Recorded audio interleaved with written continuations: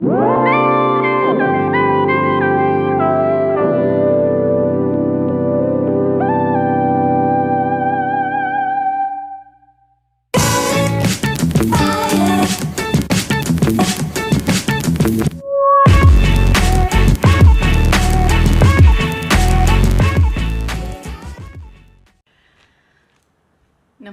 Friends, कुमुद की ये नए चैनल में आपका स्वागत है। Scalp with Kumud.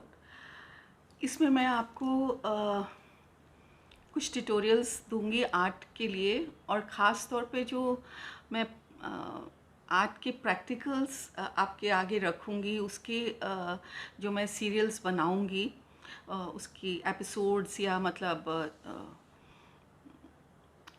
नंबरिंग से आपको ट्यूटोरियल्स दूंगी।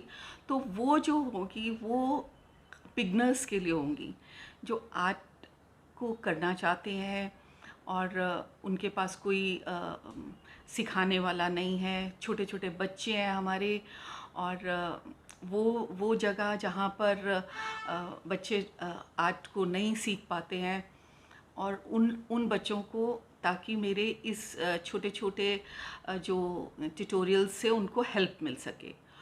और हम शुरुआत करते हैं जो कला के बारे में, कि कला शब्द कहाँ से आया, कला है क्या, और कला को हम किस तरह डिफ़ाइन करते हैं। जो हमें सुख प्रदान करे, जो हमारी आत्मा को, इनर सोल को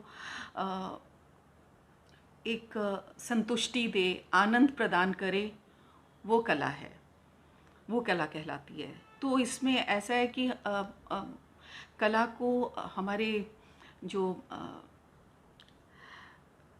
जितने भी विद्वान हुए हैं, उन्होंने अपने अपने तरीके से उसको डिफ़ाइन किया है। तो हम ये फर्स्ट जो मैं या स्कल्प विद कुमुद में ये जो मैं अपना फर्स्ट एपिसोड आपको दे रही हूँ, ये ट्यूटोरियल, इसमें मैं थ्योरी ज़्यादा नहीं करूँगी, क्योंकि मैं नहीं चाहती कि जो बिगनर्स हैं उनको ये समझ नहीं आएगी। ये उनके लिए उनको समझने की ज़रूरत है जो कॉलेज ऑफ आर्ट में एडमिशन लेना चाहते हैं, जो मतलब इसको प्रोफेशनली अडॉप्ट करना चाहते हैं, क्योंकि कला असीम है, कला के रूप असीम है, और आसमान में उसकी कोई लिमिट नहीं है। जैसे आसमान की कोई लिमिट नहीं है, इस तरह से कला की भी कोई लिमिट नहीं है, और बहुत तरह की कला होती है, ठीक है ना। तो उसके बारे में हम थोड़ी जानकारी पहले स्टार्ट कर लें कि कला शब्द क्या है। तो ये एक ऐसी अभिव्यक्ति है जिसके मैंने कुछ नोट्स इसके लिए मैंने तैयार किए हैं, तो मैं आपको थोड़ा उसको समझाने की कोशिश करूँगी। तो एक ऐसी अभिव्यक्ति है जिसके द्वारा मनुष्य अपनी भावनाओं का प्रदर्शन करता है, अपनी इनर फीलिंग्स को डिपिक्ट करता है, वो कला कहलाती है।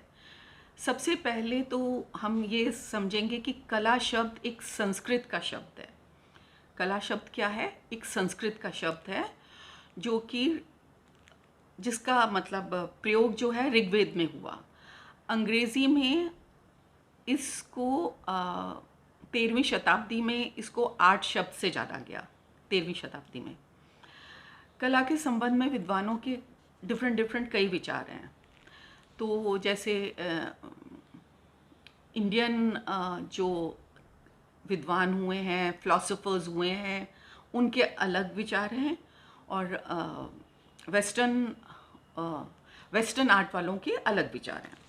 तो हम वेस्टर्न आर्ट से स्टार्ट करते हैं अगर, तो प्लेटो ने कहा था कला का पूर्ण सौंदर्य है, जो प्राण है, जो पूर्ण रूप से प्राण जो है वो खूबसूरती है, ब्यूटी है। कला सत्य की अनुभूति है।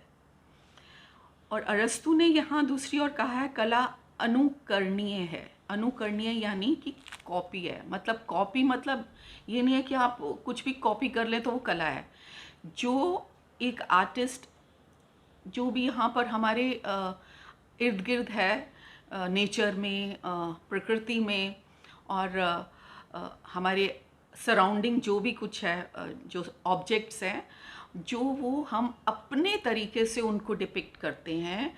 एक कलाकार अपनी सोच के हिसाब से, अपनी फीलिंग्स के साथ उसको अ, अपनी अनुभूति को लेकर जो उसको प्रस्तुत करता है, तो उसके हिसाब से वो है तो अनुकरणीय, लेकिन वो कला एक आर्टिस्ट के अपने तरीके से हो जाती है। तो वो हूबहू, जैसे पेड़ है, एक आर्टिस्ट बनाएगा हूबहू नहीं बनाएगा ना, वो उसमें एक अपना तत्व भी डालेगा, अपनी फीलिंग्स डालेगा, अपनी क्रिएटिविटी डालेगा। तो वो उसने उस तरह से कहा है कि कला अनुकरणीय है। और हीगल ने बोला है कला आदि भौतिक सत्ता को व्यस्त करने का माध्यम है। और फ्राइड ने जो है मनोवैज्ञानिक स्तर पर कला की कल्पना का संपूर्ण क्षेत्र अर्धचेतन मस्तिष्क की क्रिया है, ये कहा है। तो सबकॉन्शियस माइंड में जो हमें कुछ कुछ विचार आते हैं, कुछ कुछ इमेजेस आती हैं, विजुअल्स आते हैं, तो वो भी एक उसको उन्होंने जो है उन्होंने उसको फ्राइड ने वो बोला है। और क्रोचे ने बोला है कला बाहम प्रभाव की अभिव्यक्ति है। हार्बर्ट रीड ने कहा है कला को क्रिया माना है। उन्होंने कहा है कि ये मतलब एक खेल है, मतलब आप इसको अपनी मस्ती के हिसाब से एक क्रीड़ा है। मतलब रस्किन ने कला को ईश्वरीय कृति के प्रति मानव आह्लाद की अभिव्यक्ति है, ऐसा कहा है। और टॉल्स्टॉय ने कला हमारी भावनाओं की अभिव्यक्ति है। तो मैं बहुत हद तक इस चीज़ को सहमत हूँ कि सच में ही कला हमारी भावनाओं की अभिव्यक्ति है। और इसी तरह से जो है कला की जो शब्द है, मैंने बताया संस्कृत भाषा का शब्द है कला, है ना, और जिसकी उत्पत्ति हुई कल धातु से हुई है। ठीक है, कला शब्द की उत्पत्ति कल धातु से हुई है। कड़ धातु भी कहते हैं, इसका मतलब है प्रसन्न करना, प्रेरित करना।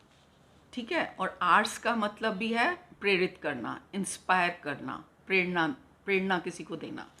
तो ये सब कला की मैंने आपको हल्की सी भूमिका बताई है कि कला शब्द की भूमिका क्या है।